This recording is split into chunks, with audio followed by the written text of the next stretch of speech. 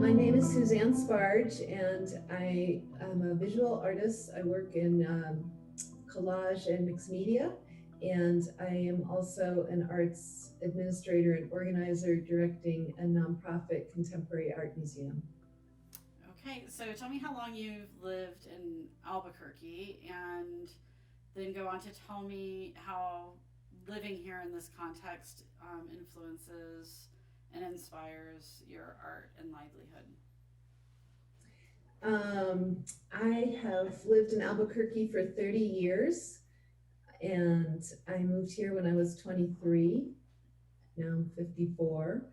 And living here affects, let's see, how it affects my art and livelihood. It gives me a sense of freedom here that I never felt anywhere else that I lived, and definitely not where I come from on the East Coast.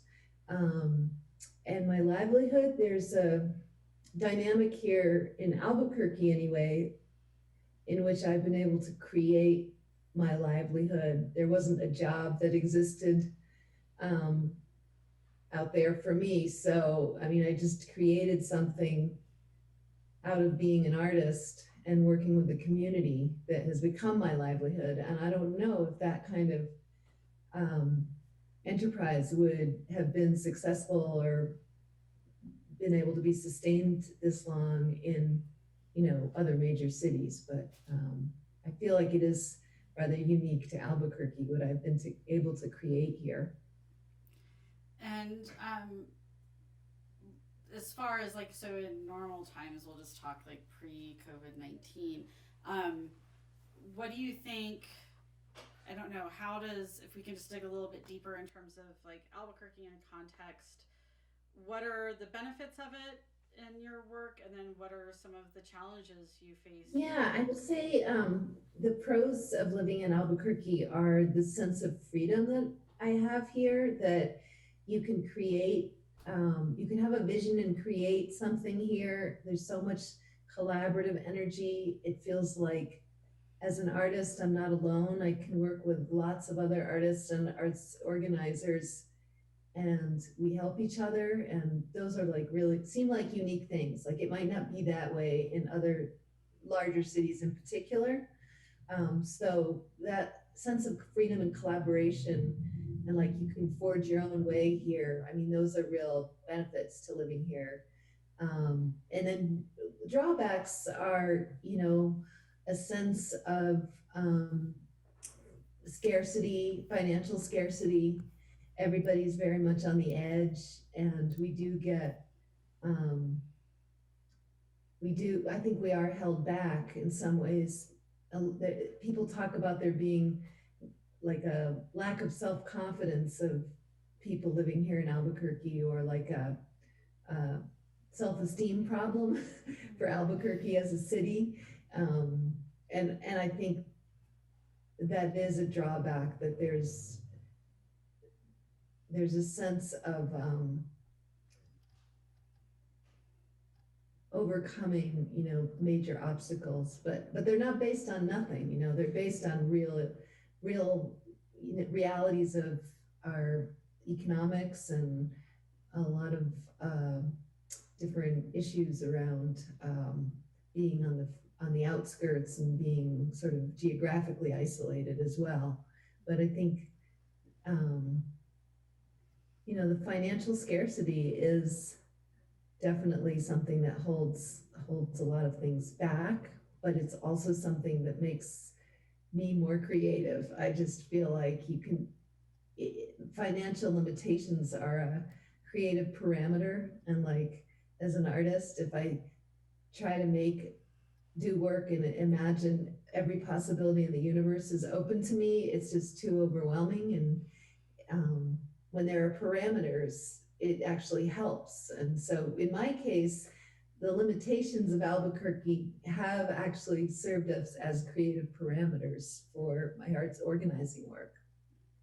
Excellent. So now we'll go into the times of COVID-19 specifically in relation to art and work here in Albuquerque. Do you, was there any kind of defining moment or, yeah, space in which Corona first entered your consciousness, like when you first really realized it was going to have an impact on your work and life. Do you remember when that happened? If you can describe that for me. Yeah, I mean, we were actually trying to announce our grant program, the Fulcrum Fund, which is normally a program for independent artist projects.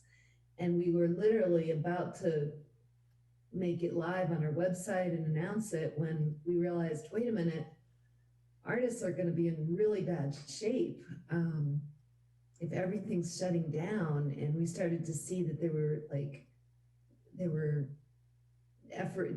relief efforts described. So for us, it really changed things in that I immediately started thinking, how can we provide like emergency relief support? Like, how do we need to pivot what we do at 516 Arts and be of service in a time of crisis? Like suddenly, like just in a flash, regular programming just turned on its head, and I felt like we needed to just rethink what can we do right now to help artists and to be useful.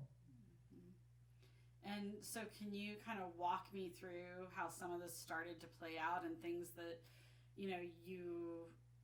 just in terms of rallying the troops and getting everyone?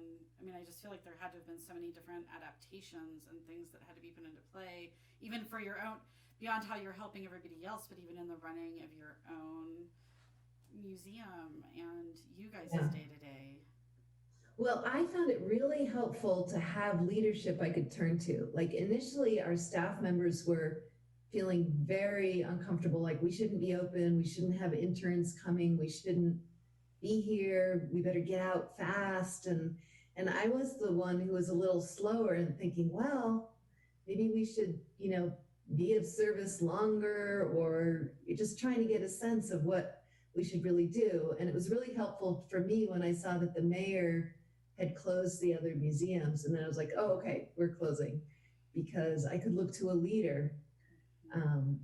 I think that's a lot of us all over are struggling with that right now in this country, is that where's the leadership? But I did feel like Mayor Keller and Governor Lujan Grisham have given good leadership. And I feel comfortable and confident following their lead, unlike the federal government right now.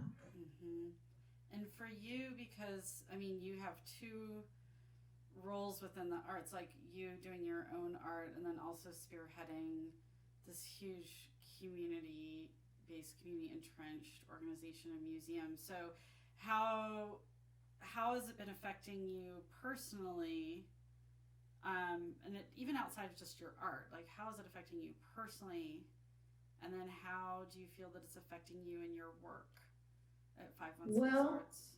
So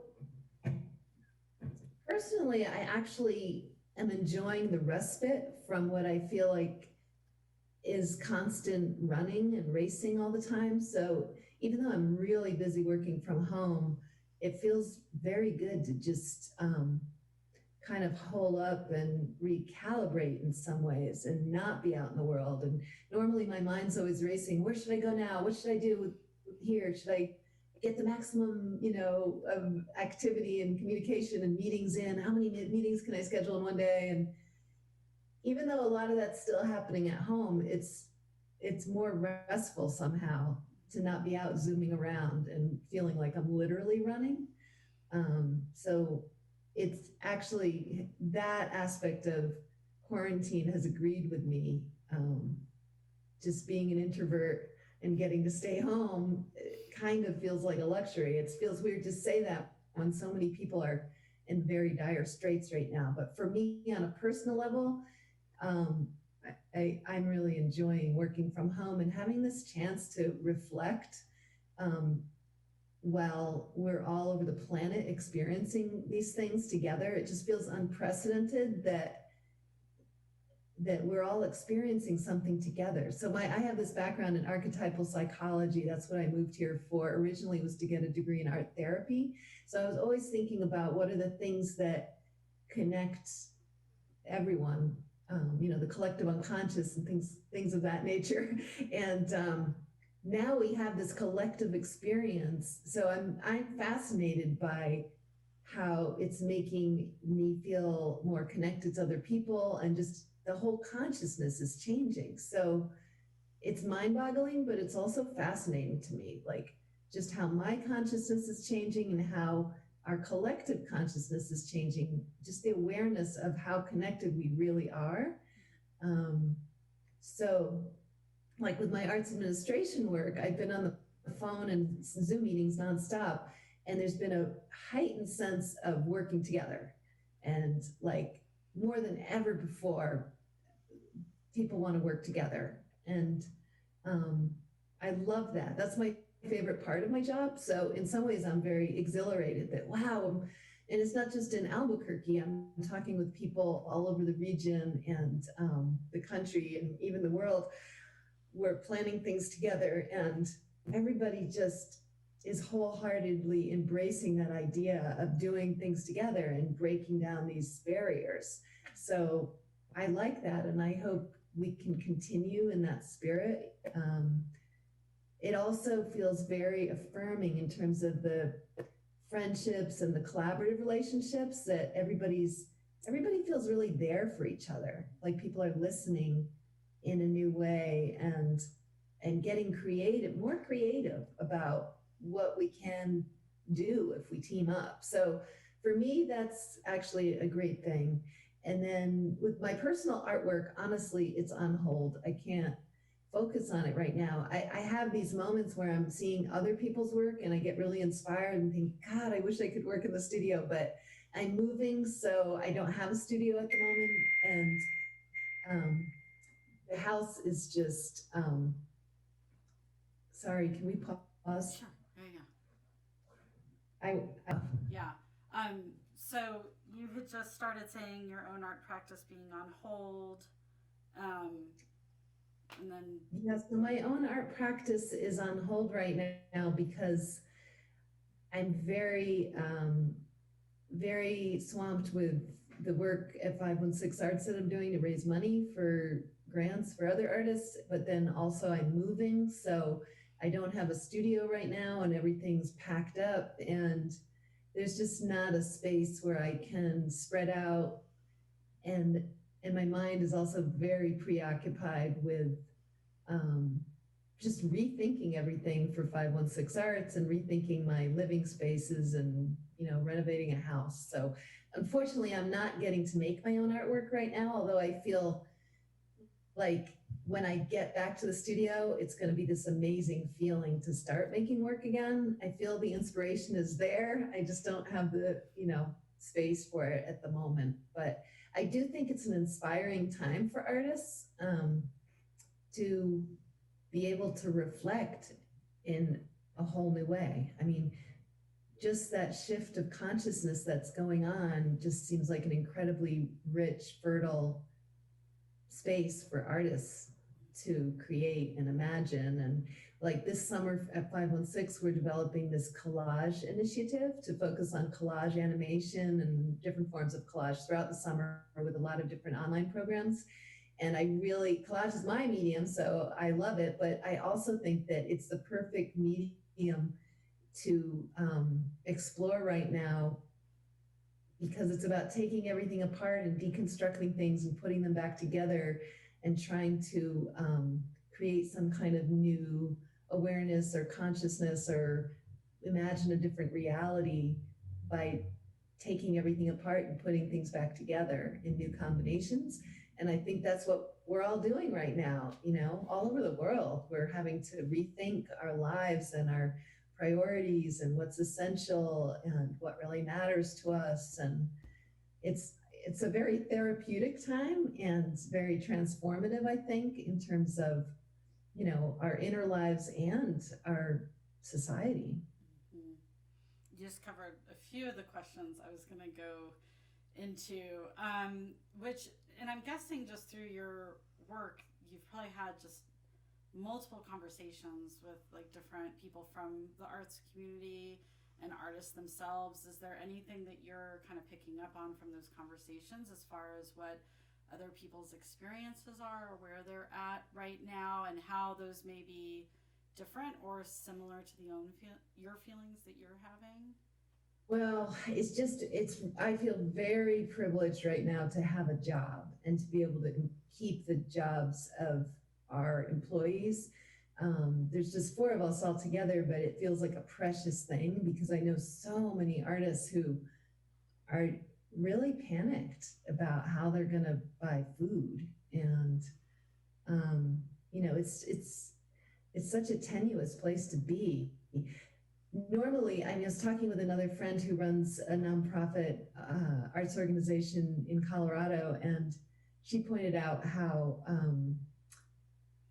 not a lot of the little nonprofits are actually responding well right now in terms of figuring out resources and being really creative about restructuring and refocusing, because we're in crisis all the time. We're always on the edge financially, and we're really used to it. So now that there's a really big, global crisis, we're actually kind of well prepared to address crisis, because it is kind of what we're used to. It's kind of a constant state. But I'm also hyper aware, though, of the individual artists who don't have jobs, like with an arts organization or whatever, and how they just feel like they're free falling. There's nothing they can count on right now.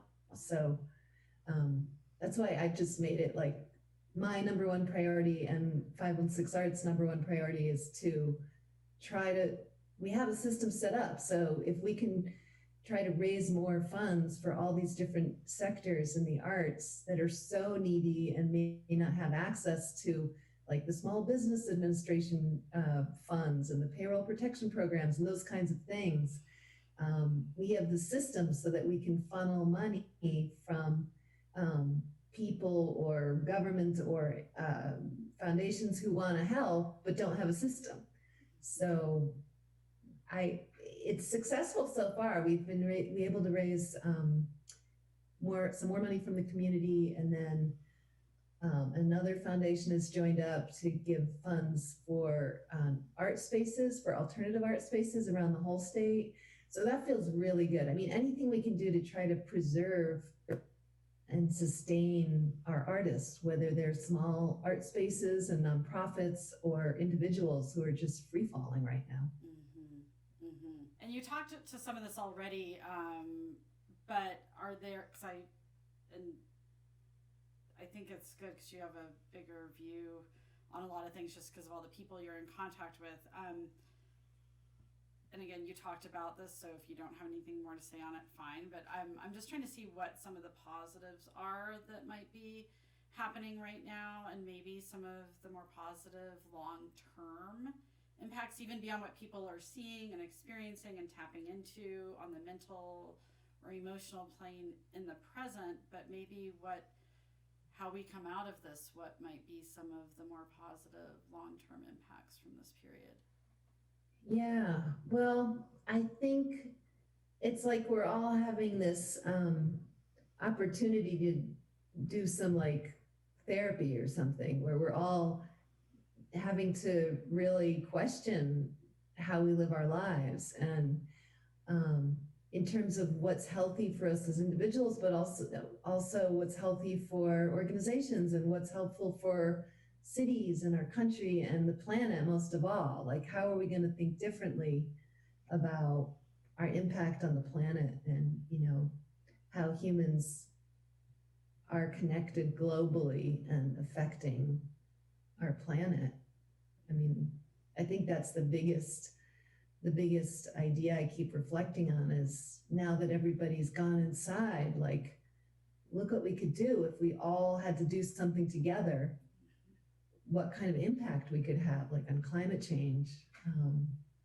But yeah, from the micro to the macro, everything's in question right now. And that's, as terrible as it is that people are dying and there's so much hardship, it's also a real opportunity for positive change when we come out of this, and really thinking differently, and hopefully some consciousness will be changed in ways that will be really beneficial. How do you see it changing the art community here in Albuquerque and our, methods of operation? Because I do feel like, we're still in the throes of it, and we could be in the new normal, and what that looks like, and how there could be different waves of this and adaptations that maybe are being put into place now. What does that look like if they have to carry through that much longer? And how do you think we'll be experiencing art in the near future? Yeah, I mean, it's constantly on my mind. It's opened up the opportunity to do a lot online, and I know a lot of other curators and arts organizations are figuring that out. We're all, first and foremost, we were painfully aware of, our limitations digitally, but now we're all getting better at it. And we're all getting more creative with online culture, I mean, I was just talking with Josie Lopez, who's the curator at the Albuquerque Museum now, and she was talking about how we could team up to get some media coverage of how our various organizations are operating online now and how we can share culture. It's amazing that we can share culture online. I mean, thinking about the pandemic of 1918 and that nobody was online, imagine how incredibly isolated and bored and crazy we'd feel without the internet right now.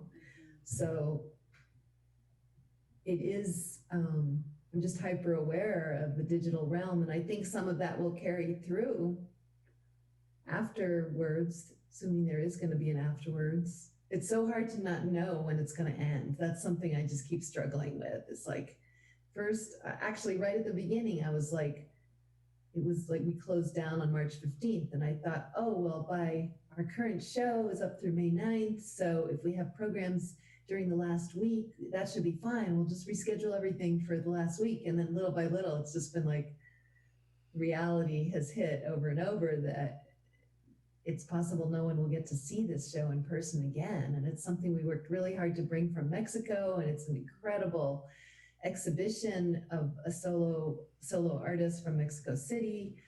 And it makes me sad that people won't be able to see it in person, but then I'm also intrigued by these online opportunities for people to experience art in different ways, and that art can kind of come to the rescue in your own home on your computer, if you have a computer. And what do you think are some of, because I feel like it brings up these questions in terms of, in the creation of art,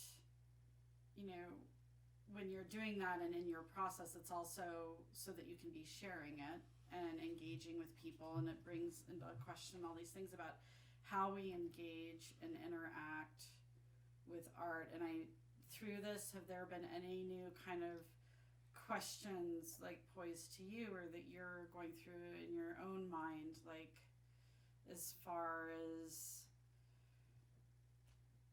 I don't know, interactive, engaging material with your audiences, with your artists, how you come together? Is it bringing up new questions for you, and how you do that? Beyond just the digital, but I mean, is it, when we can all move about the world again, like how do we want to move through that world? I mean, what? Well, I keep thinking about how the greatest moments for me in organizing art activities is bringing people together. And, when we have big crowds and everybody's squished together, that's usually the most exciting time, when people get this sort of euphoria from being together and celebrating art and ideas. And so, I'm really having to rethink what being together means, because it may be a long time before we can have those kinds of gatherings again. And we may be able to open with just a few people at a time seeing exhibitions. But I keep having to stop myself when I think of planning events, because my whole effort has always been around, getting the most people involved and bringing people together. But we have to think of togetherness in a new way, and connectedness, even though we can't be together in person and may not be able to be in groups for a year or more. What are the other ways we can be connected? And in some ways, I find these Zoom meetings, they're very exhausting because we're like all in each other's faces, but they're also making for kind of a deeper connection because we're observing each other in a new way. We're looking up close at people's expressions, and people are kind of more vulnerable in their homes in this weird time when everybody's kind of scared. So I think it's actually deepening some interpersonal connections. And that's a good thing. I think it's making people more sensitive to each other, the fact that we're all so vulnerable right now. So with you, I know your artwork's on hold right now, but I'm just curious to hear from you, like how your art what it expresses from your innermost self, and how you see that even shifting, or will it shift, or will you still kind of be expressing in the same way, or do you see a shift in that as well? Gosh, there's so many things shifting in my life right now that I don't know what's going to happen when I get back in the studio. But one thing I did do that was interesting was a couple of months ago, I made a collage painting, and I just shared it after the virus broke out because it was one of the most recent things I worked on, and I don't know if it's totally finished yet, but it just felt relevant. And I hadn't really thought about it being a COVID piece of art because I made it before all this. But then I got tons of responses of saying that this expresses COVID, the loneliness of COVID, and the melancholy loneliness of a lot of the work. A lot of my collages ended up seeming very relevant to COVID right now. So that's kind of interesting, and really, I think points to that idea how we're alone together, like the feeling of loneliness is kind of tempered by us all having that sense right now, Is there anything that I haven't asked that you'd be interested to talk about or share in relation to these times, or that you would like for me to be asking our other artists from our city that you would like to hear from them? Well, I think starting to think about what can we do differently, and like how can we start visualizing how the world will be changed. And I mean, I've been thinking that maybe that'll be a theme for an exhibition at 516, or part of a collaboration that could maybe be cross-border as well, like go from Colorado to Mexico like we've done recently, and we have this great network of collaborators, and really look at how COVID has changed our world along this region's corridor, this north-south corridor that also goes across the border, and how has it changed the situation on the border. I feel like a lot of assumptions and a lot of dynamics have just been altered, and a lot of things have flipped and been turned on their sides, and just re-examining the issue of the US-Mexico border and the connectivity in our region, and how our region, how we think connectedly, regionally, but also, nationally and globally. I think that there's a hyper awareness right now with COVID that we're in this together, and that's great. That's a great foundation for collaboration and working together in new ways. Just the consciousness that we're all in this, we're all vulnerable to it, and we're only human. So I think it makes for a more forgiving time, hopefully, and also a more collaborative time. And if we can look forward to the future, just thinking about how we can break down more boundaries because of this new dynamic, you know? How can we work together? How can we forgive each other? How can we come up with new solutions? How can we tear things down and take things apart and rebuild them and restructure and make things work better and help more people and, you know, be more equitable and, you know, look to new leaders, really reflect on leadership too. I mean, we've been, you know, subject to a really bad national leader, but it's also made us really aware of how much we need good leaders and thinking about, well, who do we really want to be our leaders and how can we work collaboratively and how can we, you know, lead efforts that are really tuned into the needs of our communities and our planet right now, you know. So much of our lives revolve around money, and right now we're just hyper aware that money is not what makes the world go round, you know? And that's what's so frustrating in looking at some of the responses to COVID politically that keep focusing on money, and it just feels like it's not a time for gain, financial gain. It's a time for helping other people, you know? So I'm hyper aware of that and just kind of hopeful about the changes in spite of all the loss, the opportunity for positive change that happens when things fall apart. Thank you. Beautiful.